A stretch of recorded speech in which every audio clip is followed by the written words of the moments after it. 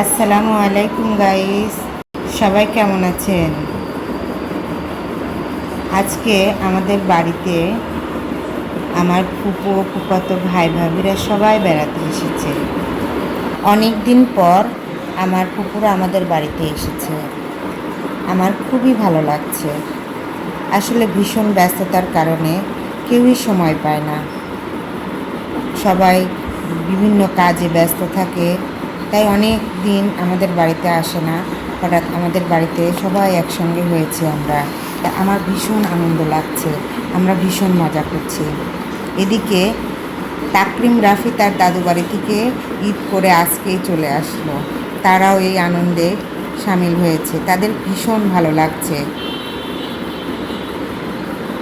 আমরা সবাই দুপুরে একসঙ্গে খাওয়া দাওয়া করব। দেখি দেখি দেখি দেখি, হ্যাঁ হ্যাঁ হ্যাঁ, একটু একটু একটু, হ্যাঁ হ্যাঁ হ্যাঁ